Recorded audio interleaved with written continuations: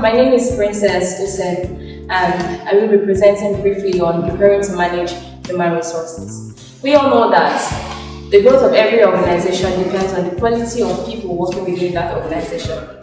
It is therefore necessary that every employee are well managed to ensure that the goal of the organization is achieved. While this is necessary, it is also important that every people manager understands their key functions and their role as leaders, as well as know what motivates their employees in order to help them or in order to achieve the company goals. So we are going to look at what human resources is. Human resources is the set of people who make up the workforce of an organization, business sector, industry, or economy. They are responsible for recruiting, vetting, selecting, hiring, onboarding, training, promotion, compensation, and firing employees. They serve as the organization's missions and goals. Those missions and goals cannot be achieved without effective deployment of the right people. Now, for you as people manager, you should understand your key functions as HR. It is critical to any organization. So the first HR task is to figure out what work needs to be done and how to break this work into jobs. The next is to advertise these jobs. There are different platforms you can do this. Get job applicants and then interview the applicants. Figure out who has the skills and aptitude for the job and also going to be a good fit for the organization. The next plan is orientation program to onboard them. Integrate them into the team, and then once they are part of the team, their performance needs to be managed. You need to assess and evaluate these performances. Another HR task is training and development, then reward and compensation plan. Ensure that employees have adequate tools and safety practices. So while you've identified your function as a HR personnel, there are different ways to manage human resources. You may want to look at it from the hierarchical, which is also authoritarian way. Now, this is rooted in assumptions that the elites of the time were absolute superior, dated back to the evolution of human resource practice when industrialization started. We also look at Taylorism, a new set of assumptions that workers are seen as motivated by money. They are willing to work for money and want to do it in the most efficient way, which is usually determined by the managers because it is assumed that managers knows best.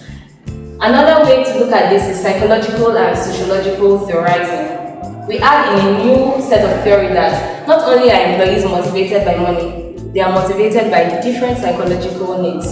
So when you understand these different ways of managing human resources, you know which is best to apply when managing the people working within your organization. Now let us look at how human resources are managed in today's organization. Although there are no universal approach to managing human resources, however, it is common to divide things into two broad schools, which are the low road approach and the high road approach.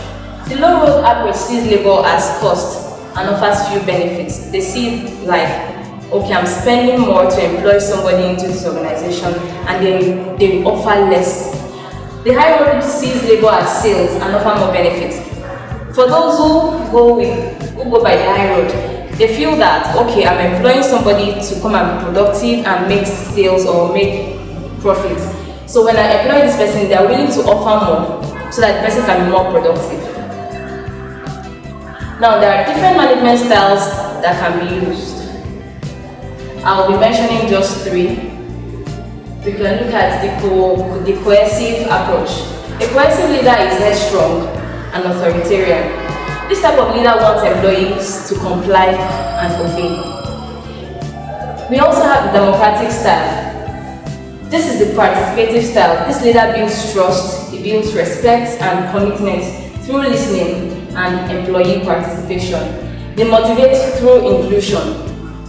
We can also see the authoritative managers. Now, being authoritative, the authoritative managers is quite different from being an authoritarian. The authoritative managers are confident, they are competent, and have strong vision. So their key goal is to get employees to mobilize towards the vision. They motivate by persuasion and feedback.